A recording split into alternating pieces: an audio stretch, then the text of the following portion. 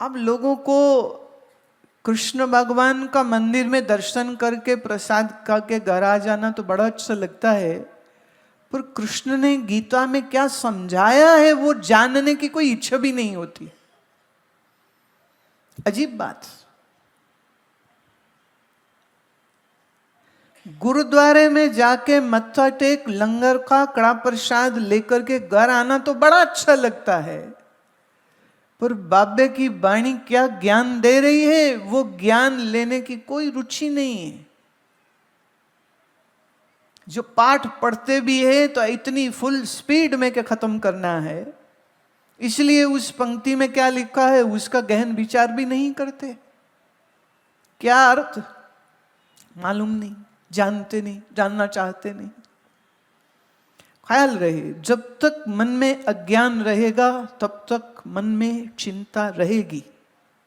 इसलिए अज्ञान की निवृत्ति करना आवश्यक, और अज्ञान की निवृत्ति के वास्ते ही ये ज्ञान यज्ञ यहाँ रखा गया है कि आमने सामने बैठकर आप मुझे देख पाए, मैं आपको देख पाऊं, और इस ज्ञान चर्चा से तुम अपनी बुद्धि को परिष्कृत कर सको। You can mature your intellect and you can think properly and see properly the things as they are. जैसी चीजें हैं वैसी चीजों को समझने की बुद्धि भी तो होनी चाहिए। गुरुद्वारे बड़े सुंदर, मंदिर बड़े सुंदर, और इस उम्मीद में तुम जाते भी हो, प्रणाम भी करते हो, मत्था भी टेकते हो, प्रसाद भी चढ़ाते हो, सब कुछ करते हो, पर चिंता अपनी जगह पे पड़ी रहती। ये कैसी चिंता है जो जाती नहीं तुम्हारी। पर यह बात वही हो जाएगी कि हॉस्पिटल की बिल्डिंग को बाहर से देखने से रोगी का रोग दूर नहीं होगा। रोगी का रोग दूर कब होगा? जब वो डॉक्टर को मिले और डॉक्टर डायग्नोसिस करे। और अगर आयुर्वेदिक डॉक्टर है तो वो फिर क्या खाना, क्या परहेज करना ये भी बताएगा और दवा भी देगा, और फिर उस रोग की निवृत्ति हो जाएगी। ऐसे ही संत डॉक्टर है, एक महात्मा एक डॉक्टर है। डॉक्टर किसका? आपके मन बुद्धि का। और मन में आए हुए चिंता, क्लेश, शोक, मोह, इन रोगों का उपचार करता है। इसलिए ज्ञान आवश्यक है, सत्संग आवश्यक है। सत्संग मतलब ये नहीं होता कि मतलब सिर्फ गाना बजाना हो और छुट्टी हो। सत्संग मतलब विचार। विचार एक शक्ति है। अगर विचार ठीक से आपने पकड़ लिया तो आपके जीवन में क्रांति हो सकती है। आप स्वयं अपना जीवन बदल सकते हैं। पर अगर विचार नहीं है तो फिर तो तुम मंदिर बदलोगे। इस मंदिर में जाने से कुछ नहीं हुआ, उसमें चले जाओ। इस गुरुद्वारे में जाके कुछ नहीं हुआ, उसमें चले जाओ। इस देवता को मानने से कुछ नहीं हुआ, उस देवता को मान लो। तो देवी देवता बदलते रहोगे, गुरुद्वारे मंदिर बदलते रहोगे, पर चिंता अपनी जगह ही बैठी रहेगी, वो तो जाएगी कोई नहीं। और याद रहे, चिंता चिता समान। चिता पे तो कोई मर के जाएगा, एक ही बार जाएगा। चिंता वो चिता है जिसपे तुम रोज जलते हो प्यारे, रोज। अरे ये मानव जीवन सिर्फ चिंता की अग्नि में खुद को झोंकने के लिए है क्या? भगवत गीता कहती है, हम जब तक संसार के विषयों से भोगने से हम सुखी होंगे, अगर यह विचार आपके मन में चलता है तो आप निश्चित रूप से दुख से कभी छुटकारा पा नहीं सकेंगे। क्योंकि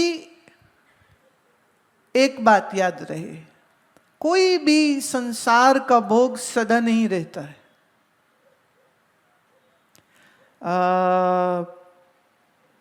किसी रेस्टोरेंट में खाना बड़ा अच्छा मिलता है, आप गए खाने। किसी जगह आइसक्रीम बड़ी अच्छी मिलती है, आप गए, हाँ आज आइसक्रीम खाएंगे, बड़ा मजा आएगा। आपने एक प्लेट आइसक्रीम खाई, आपको मजा आया, राइट? मैं आपसे पूछती हूं, आपको कोई वही आइसक्रीम दोबारा खिलाए, अभी भी खा लोगे? तीसरी बार खिलाए, अभी खा तो लिए, नहीं नहीं खाओ, 2 दूनी 4, 4 दूनी 8। अगर एक प्लेट खाने से आपको कहो 10% सुख आया, तो फिर 10 प्लेट खाने से तो 100% सुख आना चाहिए। पर अगर कोई आपको कहे नहीं तुमको तो ये 10, 15, 20 प्लेट हम खिलाएंगे, खाओ खाओ, और वो कोई डंडा या बंदूक लेके बैठ जाए कि नहीं खाओगे तो गोली मारेंगे, खाओ, खाना पड़ेगा तुमको। अब आप मुझे बताइए, जब आप 15वां कप आइसक्रीम का खा रहे होंगे तो आपका मजा 1000% हो जाएगा कि तुम रोगे बैठ के? बोलो हाँ? एक माता पीछे करिए, ऐसे रोएंगे। बोली माता बड़ी अच्छी है, वो रो के दिखा रही है, कहती यूं यूं आंसू बहेंगे फिर तो रोना पड़ेगा।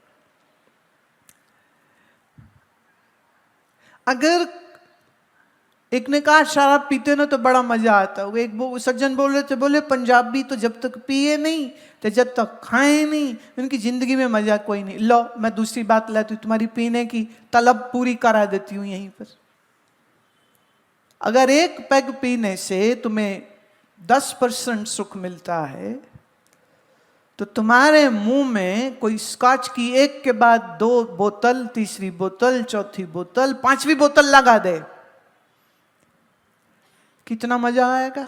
बल्ले बल्ले हो जाएगी कि थल्ले थल्ले हो जाएगी? बोलो। अगर देखो 2 दूनी 4, 4 दूनी 8, 8 दूनी 16, बढ़ना चाहिए ना। आप कहते हो हमारे जी पराठे बड़े स्वाद होते, पराठा खाए ना, एक बंदा कह रहा जी पराठे खाए तो नजारा ही आ गया। ये पंजाबियों की लाइन है जो मैं बोल रही, नजारा, पता नहीं केड़ा लब देने, नजारा ही आ गया। चलो अब तुमको कुलचे की दुकान पे ले चलते हैं, अरे कोई देर थोड़ी ना, ये तो रहा अमृतसर, चलो बुला लेंगे हम। अब पर तुम्हारे सामने दर्द 50 कुलचे, 50 खा, नहीं खाए तो पुलिस वाले नाल लेके बैठूंगी मैं 2, वो सेवा अपनी करते रहेंगे, पता है ना? फिर कितना मजा आएगा बोलो। विषय से सुख मिलेगा और विषय नहीं मिला तो मैं दुखी हूं।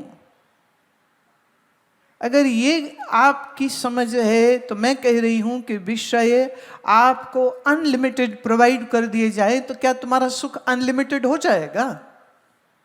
हाँ? नहीं होगा, नहीं होगा। इसलिए थोड़ा खाते हो स्वाद आता है, और वही खाना बार बार खाना पड़ जाए और ज्यादा खाना पड़ जाए तो आदमी रोने लग जाता है। तो एक बात कंफर्म हो जाती है, विषय में सुख है नहीं, थोड़ी मात्रा में मिले और कभी कभी मिले तो अच्छा लगेगा, लेकिन ज्यादा मिले और एक ही चीज रोज मिले। सोचे ना, आप एक आदमी आया घर, पत्नी से पूछते क्या बनाया, बोले मूंगी दाल। अगले दिन आया घर वापिस ऑफिस से, क्या बनाया, मूंगी दाल। तीसरे दिन फिर बोले मूंगी दाल। क्या लगते पतिदेव शांति की मूर्ति बैठ के मूंगी दाल खाएंगे? हाँ? कि कुछ दूसरा प्रोग्राम शुरू हो जाएगा? कितनी ही प्यारी चीज हो, उसका सुख लिमिटेड। तो संसार में लिमिटेड सुख रहेगा, यहां अनलिमिटेड कुछ नहीं होता है। अनलिमिटेड सिर्फ तुम्हारी कामनाएं हैं, तुम्हारी वासनाएं हैं जो तुम्हें पागल बना देती।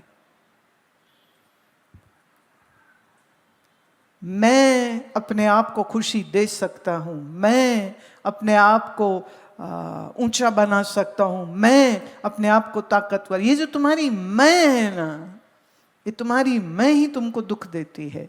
और ये मैं के साथ जो मन बुद्धि है उसमें अज्ञान है, इसलिए ये अज्ञानी बुद्धि और ज्यादा दुख देती। आपको याद रखना चाहिए, ये मानव जन्म सिर्फ भोग भोगने के तो मिला नहीं है। अभी कुत्ता बिल्ली भैंस को बैठ के मैं कहूं गीता में ये है और गुरु नानक की वाणी में ये है, वो तो बेचारे समझ नहीं सकते। आप मनुष्य ही तो समझ सकते हो, पर अगर आप मनुष्य होके पशुओं की तरह सिर्फ खाने पीने की ही बातें करोगे तो फिर पशु और मनुष्य में फर्क क्या रह गया? कोई फर्क नहीं रह गया फिर। तो विचार सबसे ज्यादा जरूरी है।